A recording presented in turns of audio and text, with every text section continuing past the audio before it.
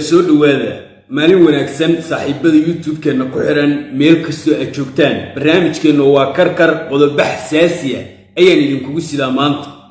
Fahad Yaasiin oo ka hadlay safarkii uu laascaanood ku tagay madaxweynaha Soomaaliya ra'iisul wasaaraha iyo wafdigii dawladda sababta ka dambaysa inay halka tagaan ka qayb galaan caleemasaarka siro aan caadi ahayn ayuu ka shifay Fahad Yaasiin sidii aan idin sheegay hadalkii aan horay idinkugu sheegay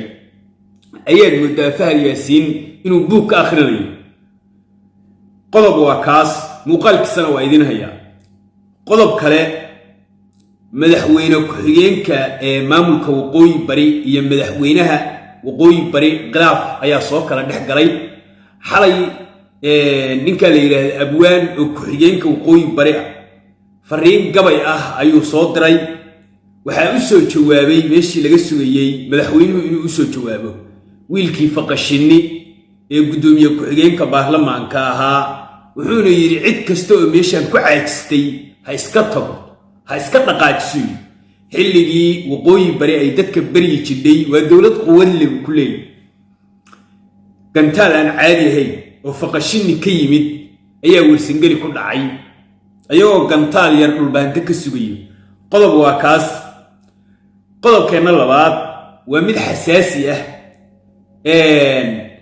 madaxweynaha Somaliland Ciro ilaa iyo xal waa la leeyahay warbaahinta Soomaalida waa ay ku wareereen dawladda Soomaaliya qalqalku ku furay ninkaasu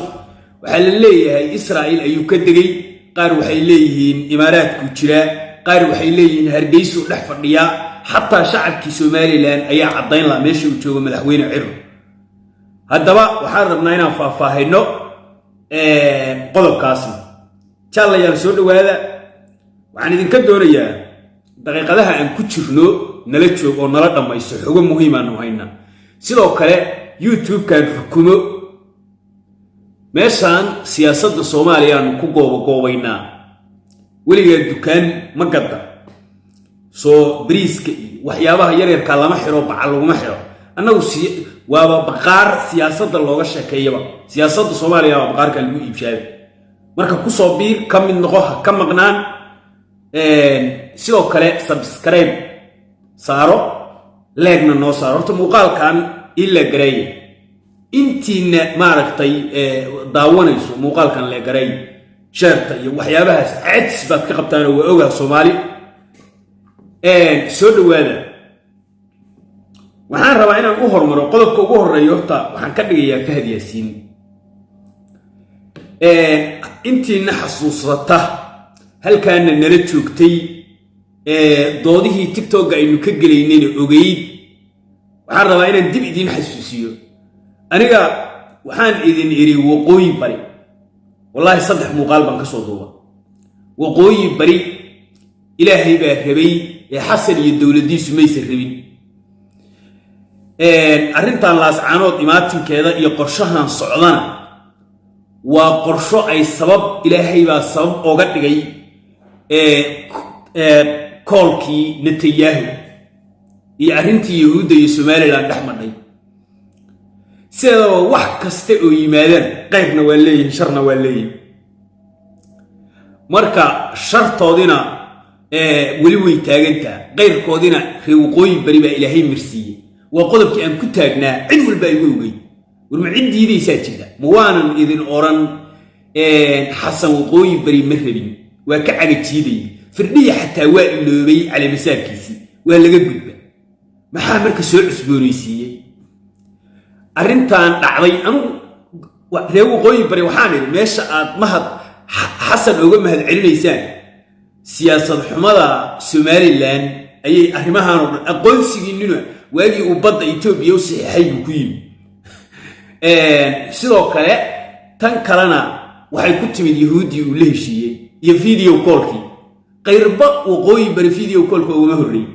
haddaba Fahad Yaasiin baa waxaa moodaa warkaygii inuu kitaabka akhriyo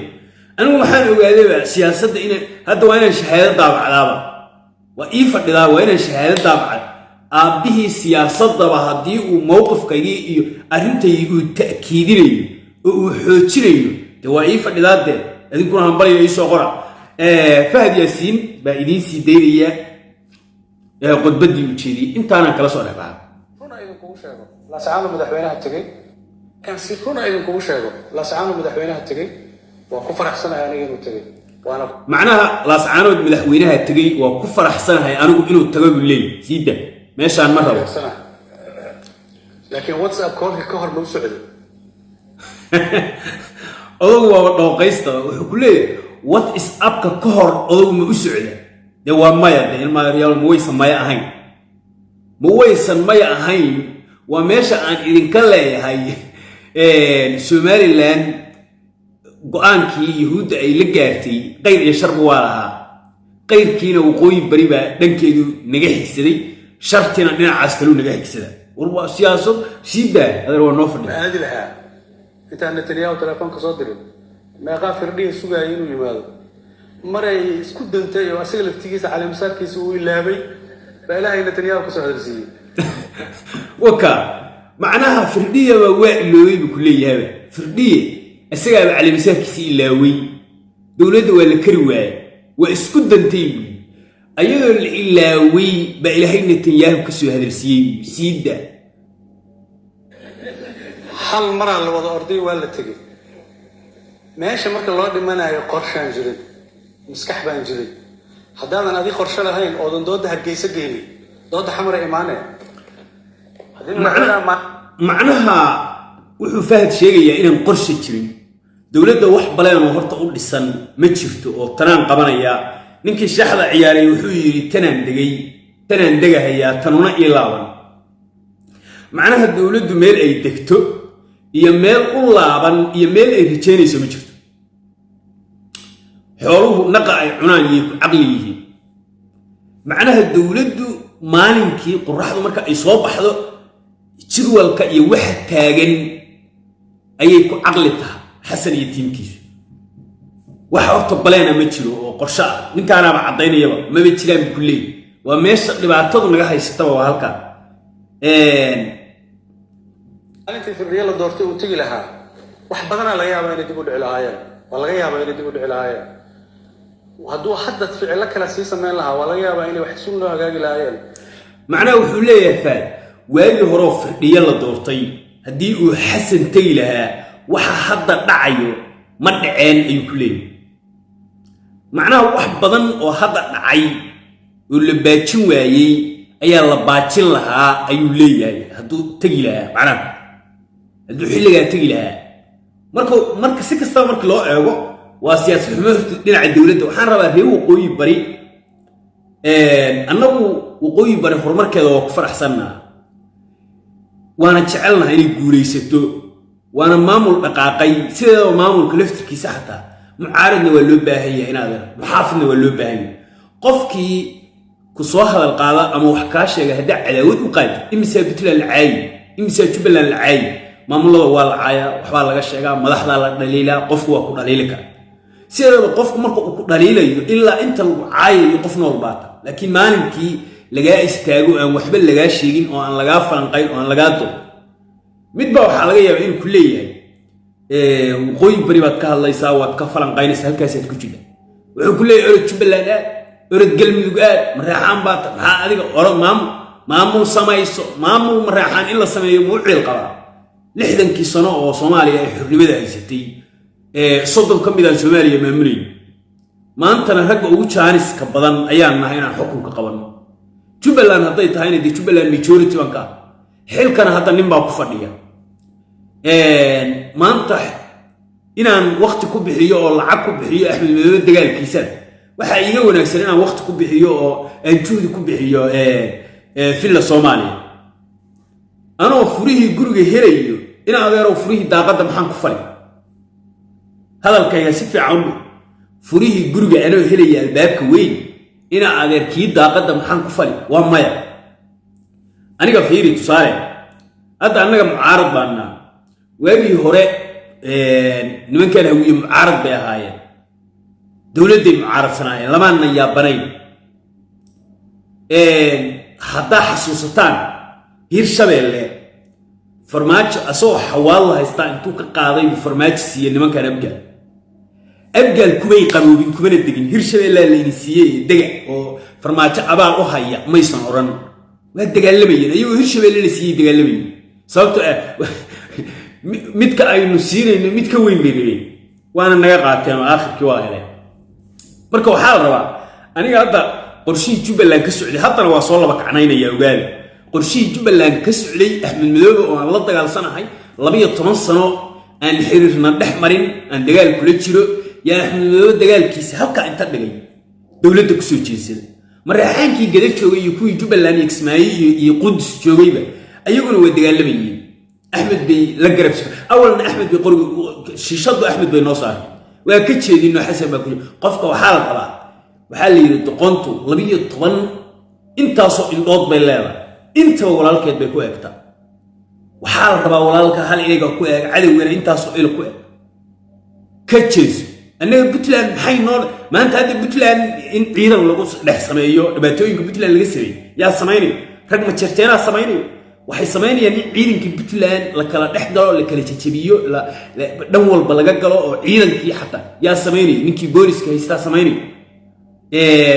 ciidamadii xataa joogay oo hore in la qalabeeyo oo Puntland dawladdu ay ciidan ku dhex yeelato ninka musharaxa ee ka shaqeynaya rabana inuu hadhow Puntland maamulo Puntlandna burburiyo xalana garowga ay xabado ku sigatay ninkaasu ma reer Puntland ninka reer Puntland oo ma jirteen oo qadiyadu ku jidho oo wax fiiri waxaa la rabaa qofka baahidaadu inaysan aqligaaga ka badan baa la rabaa baahida aad adigu qabtid inaysan aqligaaga ka badan oo deegaankaaga shakhsi aad necab tahay dartiis aadan u fogay waxaa la yiri god walaalaha qodi haddaa qodidna ha dheerayn ku dhici doontaa boogi ninka maanta ka shaqeynaya inay dawladdu baawar ku yeelato boosaaso iyo garowga iyo gaalkacyo oo siday doonto ay ka yeelato haddii dani hadduu tagayaaye madaxweynaha ku xiga dani hadduu noqdo mushkiladda uu abuurtay soo lugaha la geli maayo qofku inuu fakaraa la rabaa ciidamadii Puntland joogay dhan mushaar baa loo qoray ciidan dawladeed yaa ka dhigay xoosh iyo waxaa ka dhigay ina diyaan baa ka dhigay yay la dagaalayaan waxay la dagaalamayaan dani bay la dagaalayaan dani intee uu joogaya hadduu ugu bato 2 sano joogaya ay kadib yaa imaanayo ayaga imaanayo mushkiladda yay u taala ayaga u taala qofku dani hadda xukunkiibu joogaa mogta nin dhacaya maaha ina adeer in la sugo inta uu dhamaysanayo yaa 100% qaba marka dadkii dhan waa halaaway oo qof kaste waxa markaas dantiisa ah ayuu wax kasta u burburinaya guriga hooyadiis u burburinaya u gubaya u dhibaataynaya annaga marka hadda qadiyadda marka waxaan rabnaa inaynu ku shaqayno mabda iyo hadaf in filla Soomaaliya Xasan iyo tiimkiisa hagardaamada ummadda Soomaaliya in laga badbaado cid kastoo marka Xasan ka soo horjeeda waa garabkeena ma dhaliilayno ma mucaaradayno waa kaashanayna حقيقة الربع اللي فهم مكت وكاشرينا وقربكنا تامر كلاجي يمال هاد جبلان برنامج كلاجودي أنا جبلان ربعنا الهجان كذا قبته أيام حدنا حسن للضيارة صوت جبلان مركزتان هلية بيشوري تبان كهاي ديجان كواد ديجان هاي نينك هاينا نين هاد يفق معها وبريب إيمان بقديل معها وحوين معها نينك أنا ماشي فدينا حسن أسيا كده بدنتي سو أول كأركي سوما دنتي سهدو كواي أدر ما أنت بدك تسكرش يا حسن وما المدرية روح عم بنينا سياسة فهمة قلوب المركي حوجا أي دولة دلشق أي سو وحير أي كهشو مجد إدارات شرفتي دولة وحير إنه يسكعر ورأذو عدك قاعدنا فيري هذا اللي يسوي سارع وحلا قد أدعي كل شيء حق معناها حسن كلية عد خير كابنا لها أدونا الله هيد معهن ما تشتني مريحان ما كاغدا ايغا كرسي قادين جيري ايغي ما هدا كنا عبا لي ما رئيس الوزراء marka difaac wuxuu ka galaya ma jirteen marxaan dhig ya ilaa inay dhacaan bayna booska iyo socdo waa dadkii la rabay inuu garba ka dhigto oo kaashado oo uu ku duulo marka horta jahawareer badan ma jira inta qodobkaas halkaas raba dooda inaan galan marinin laakiin waa ila kala raxo taa marka laga yimaado arrin aan caadi ahayn baa horta media ka taagan xalal Twitter kana waa lagu wareeray Facebook kana waa lagu wareeray dadka Soomaaliyeed iyo macaa dawladda Soomaaliyeed waa wareersan tahay waxa sida inoo wareerinayeen waa wiil reefiilaana oo la yiraahdo Ciro oo ah madaxweynaha Somaliland ayaa sida loo wareerinayo noo qasahay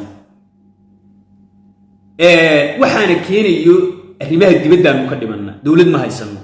dawladda shalay waxa kula diyaarad baa baxday wala xaan toorbidka ku aragnay diyaarad ninka Ciro xalay wuxuu ka degay Talaabiib ka degay la leey xalay warkaas miidiyaha la soo gali in Ciro uu baxay Talaabiib ka degay yuhuudda uu shir kula jiro shirki heshiiskii Abraham akoon uu saxiixayo waxa soo dhan baa la soo sheegay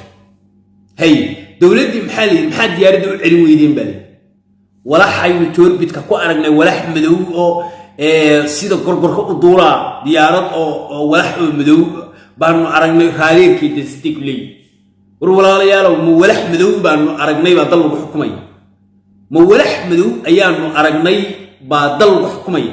ma inaad warbaahinteeda weydiisaan muuse Ciro meesha uu tagayba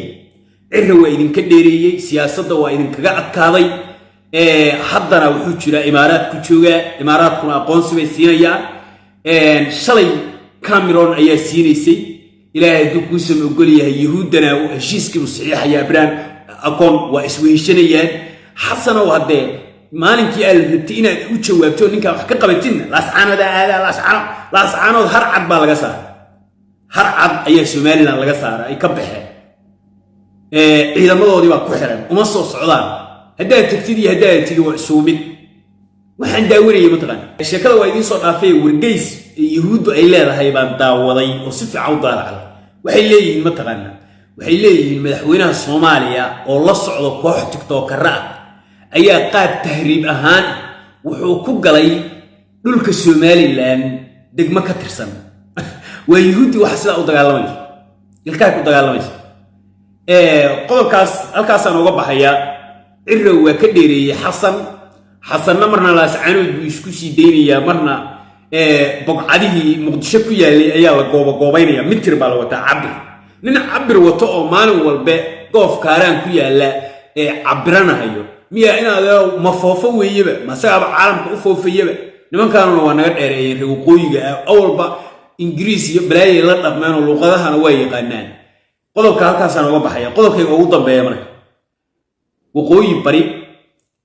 khilaaf ayaa ka dhex jira madaxweyne ku-xigeenka iyo madaxweynaha waana xaqiiqo waana biyo kama dhibcaan madaxweyne ku-xigeenka waqooyi bari lagama hadalsiin oo hadalkii uu lahaa baan la siin